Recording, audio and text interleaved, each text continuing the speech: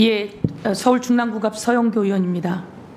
대한민국이 어렵습니다. 지금 참 어려워요. 코로나 때도 이렇진 않았는데 대한민국 경제가 다 망가졌어요. 작년에는 세수 부족이 약 56조입니다. 대한민국에 600조 예산 정도 써야 되는데 그중에 56조가 부족해요. 올해는 조금 나아진다고 하는데 그래도 올해도 30조가 부족하답니다.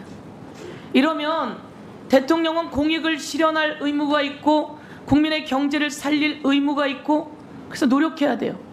그런데 이제 국민의 마음이 다 떠났어요. 대통령의 지지율이 최근에 24%라고 합니다.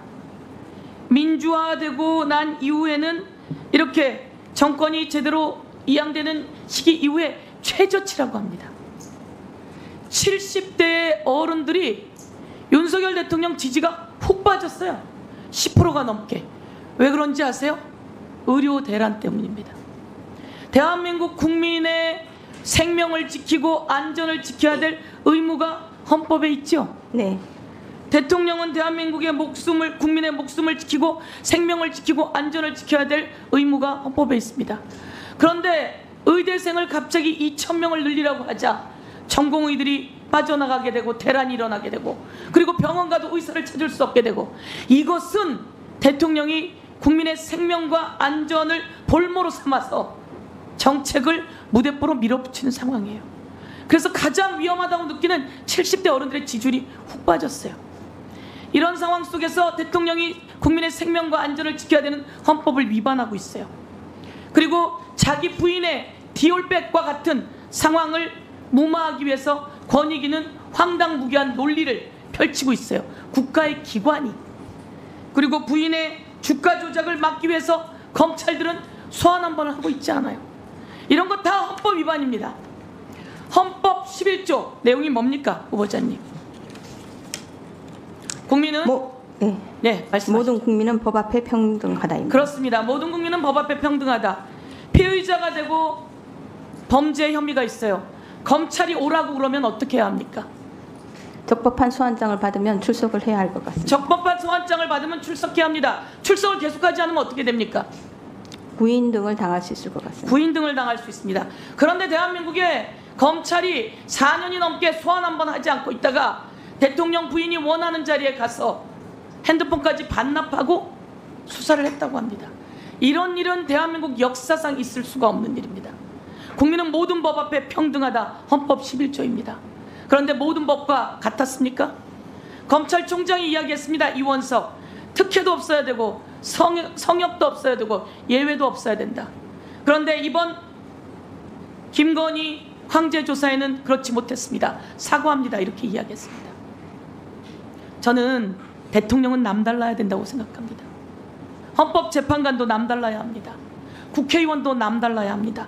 그런데 대통령이 돼서 무소불위의 권력을 누리면 안 된다. 그렇죠? 네, 무소불위의 권력을 누려서는 안 됩니다. 제가 한 말씀 드리겠습니다. 이번에 검사들 중에 탄핵 대상이 되고 있는 검사들이 있습니다. 그런데 이 검사가 장시호라고 하는 피의자하고 지금 검사가 유부남이에요. 그런데 문자를 주고받았다며 장시호가 그 검사에게 오빠 이렇게 불렀대요. 그런데 이 검사가 오케이 이렇게 또 답을 해요. 이거 외에 검사가 장시호를 수사하는데 제가 후보자님, 판사님을 하셨으니까 판결이 났어요. 1심 판결이 났어요. 그 다음에 검사가 피의자를 검사실로 불러내면 됩니까? 안 됩니까? 적절하지 않은 것 같습니다. 적절하지 않죠. 12월 6일 날 법정 구속이 됐어요. 1심이 끝났어요. 그런데 그 뒤에 일요일만 한 번, 두 번, 세 번, 네 번, 다섯 번, 여섯 번, 일곱 번, 여덟 번, 아홉 번, 열 번 크리스마스 날까지 김영철 검사가 이 장시호라고 하는 피해자를 불러요. 1심이 끝나고 났는데 이러면 부적절한 관계가 나타나고 있고 이러면 이 검사 자격이 없다고 저희는 판단한 겁니다. 그래서 탄핵 대상이라고 보는데 대한민국의 검찰총장도 법무부 장관도 이에 대해서 징계하지 않고 조사를 하지 않아요. 그런데 이런 내용이 온 세상에 다 드러나게 됐어요. 누구에 의해서? 이 피의자였던 장시호의 절친에 의해서. 이런 내용을 가지고 우리는 이런 검사는 대한민국의 공무원으로서 검사의 자격이 없다 이렇게 판단을 하고 탄핵을 준비하고 있는 것입니다. 법무부 장관도 검찰총장도 하지 않으니 국회가 갖고 있는 그 임무를 써야 하고 그 임무를 써야 하는 것은 의무이다 이렇게 쓰고 있으니 이 부분에 대해서도 정보가 제한되어 있으리라고 생각합니다. 그래서 제가 우선 일부의 정보를 드리니 많은 정보를 들어보시고 세상의 이야기를 들어보시고 잘못된 공무원은 헌법재판소에서 할 수 있는 일이라면 그 역할을 해주시길 바라겠습니다. 네, 잘못된 일에 대해서는 엄단해야 된다고 생각합니다. 네, 이상입니다. 네, 수고하셨습니다. 다음은 장동윤 의원.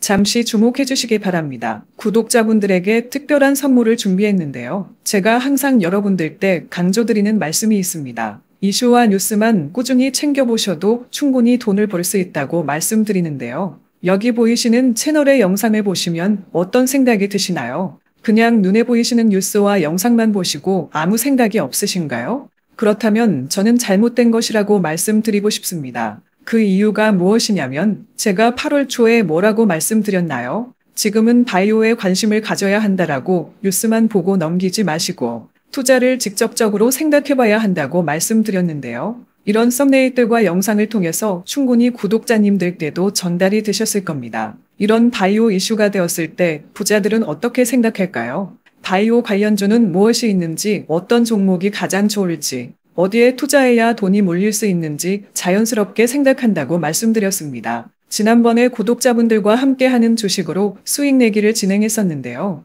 100% 무료로 진행을 했고 이 사진을 보시면 아시겠지만 구독이라는 문자 메시지를 남겨주신 모든 시청자분들께 이렇게 바이오 관련주 중에 가장 급등할 확률이 높은 딱 한 종목을 드렸습니다. 8월 13일에 오정바이오를 추천해 드렸습니다. 여기 나와 있는 사진을 보시면 정확히 얼마에 매수하고 어떤 종목을 사야 하는지 어느 지점에 팔아야 하는지 이런 부분들까지 여러분들에게 정확히 알려드렸는데요. 실제로 많은 분들께서 수입을 보셨습니다. 오른쪽을 보시면 아시겠지만 8월 13일에 오정바이오를 소개해드리고 나서 실제로 며칠이 지나지 않고 이렇게 주가가 상한가가 되었습니다. 당시에도 굉장히 많은 분들이 제가 드린 이 종목으로 수익을 내셨습니다. 지난번과 똑같이 구독이라는 문자를 보내주시면 이번에 이슈가 되고 있는 주식 중에 앞으로 대장주의 구시를 하면서 주가가 가장 크게 상승할 한 종목을 시청자분들에게 문자로 종목명과 사고자 하는 시점을 모두 알려드리겠습니다. 이 영상을 보시고 계시는 시청자분들 중에 종목이 궁금하다 하시는 분들은 남녀노소 시간대 상관없이 이렇게 상단에 번호를 항상 남겨놓고 있습니다. 전화번호 010-802-5352 똑같이 무료 급등 주식 문자를 보내드리겠습니다. 돈을 받는 것도 아니고 투자를 대신해 드리는 것도 아니고 부담 없이 구독 문자 보내주시면 되십니다. 수익이 나신다면 구독과 좋아요 한 번씩 부탁드립니다.